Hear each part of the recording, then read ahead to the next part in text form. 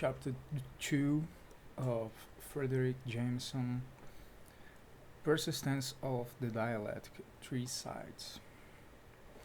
It's in the book The Valence of Dialectic. So he says, I have the feeling that for many people, the dialectic, insofar as it means anything at all, means an adjunct or supplementary kind of thinking, a method or mode of interpretation, which is only intermittently appealed to and somehow only occasionally added to our normal thought process. This means that not many people are capable of thinking dialectically all the time. And it may also mean that the dialectics is not a form of thought generated by this particular kind of society, for which positivism, empiricism, and various other anti-theoretical traditions seems more congenital and appropriate. It's a, it is, of course, a dialectical thought as such to suppose that the various social formations, or more precisely, modes of production, secrete forms of thinking and abstraction that are specific to them and functional within their own particular structures.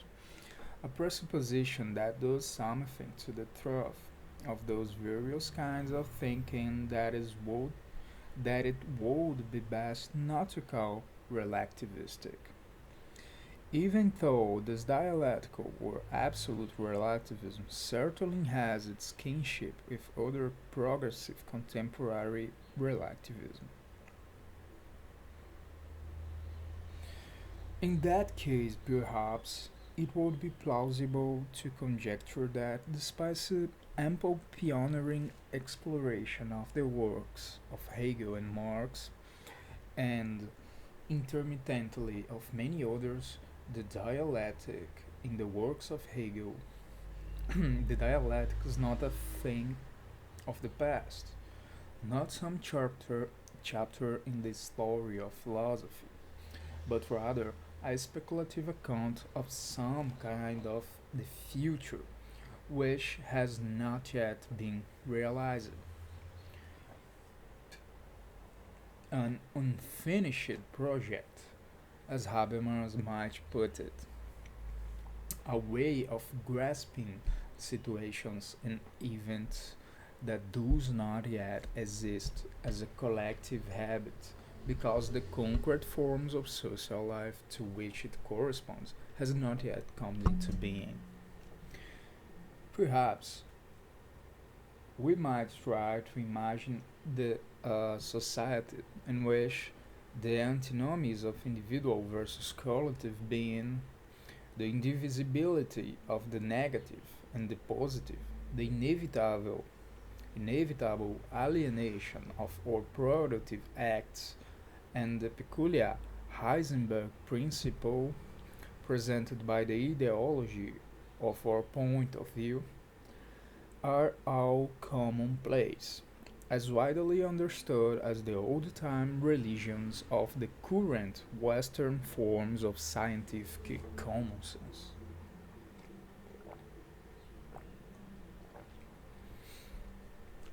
It is for a society like that the rhetoric of transparency has often been deployed, not because everything in it would be immediately meaningful and no longer obscured by the structures required to legitimate capitalism or pre capitalism forms of power, as rather because of the paradoxes of the collective and the social will,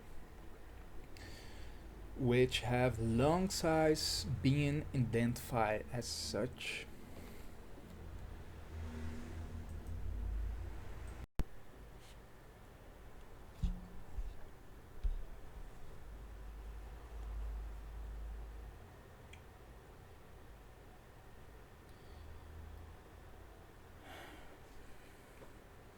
Perhaps one should add that in a society of this kind, a henceforth dialectical, a henceforth dialectical society, what we call Marxism today, namely the science of capitalism, will also have disappeared in that form, giving way to the dialectic philosophy or ontology latent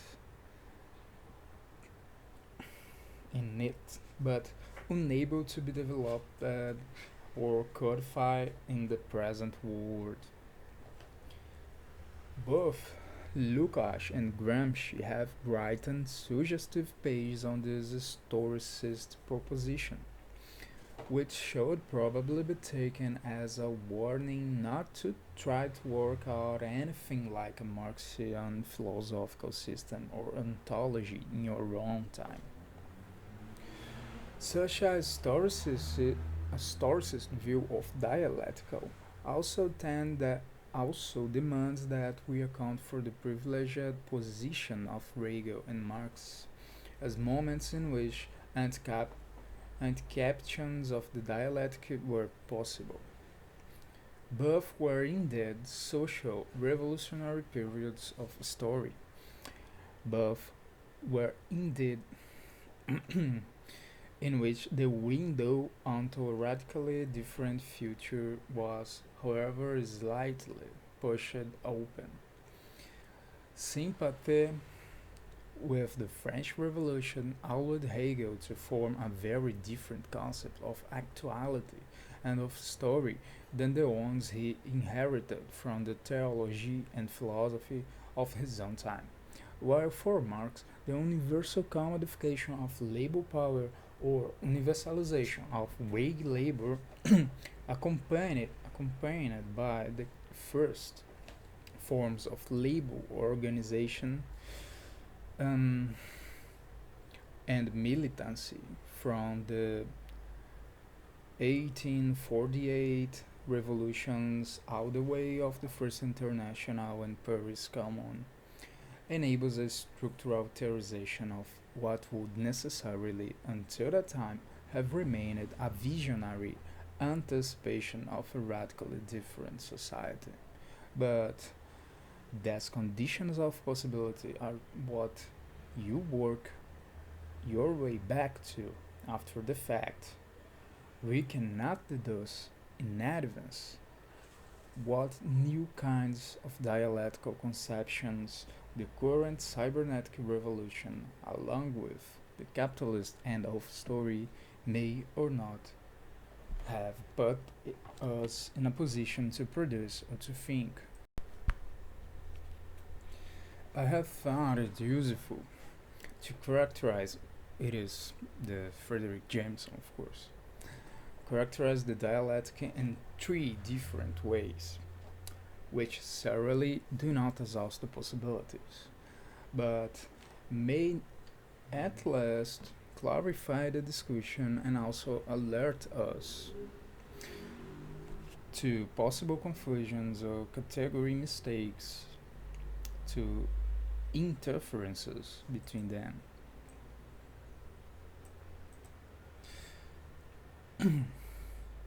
The first of these directions involves reflexivity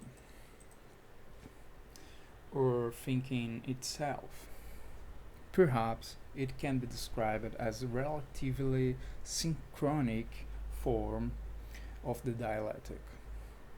The second raises problems of causality and historical narrative and explanation, and is thus more diachronic.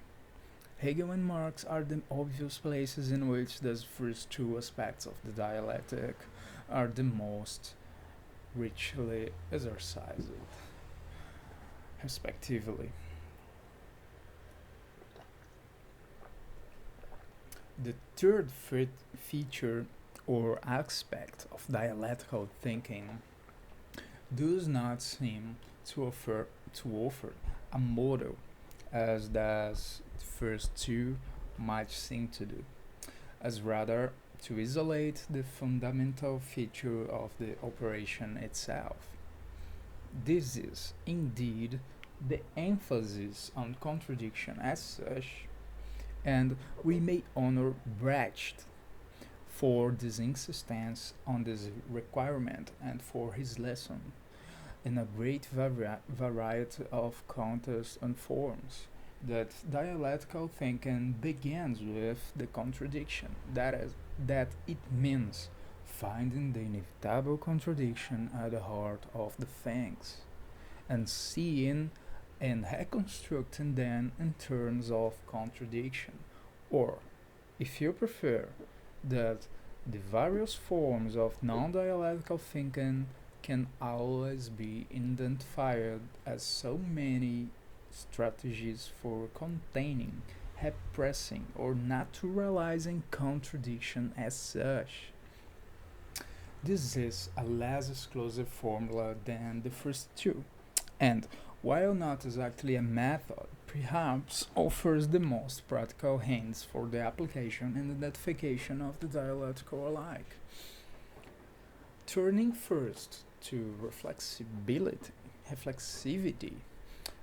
to the originality of the dialectic as a recognition of the way in which we are mirrored in concepts of all kinds and a strategy for lifting ourselves above the situation, not for changing the concepts exactly, but for getting a little distance from them.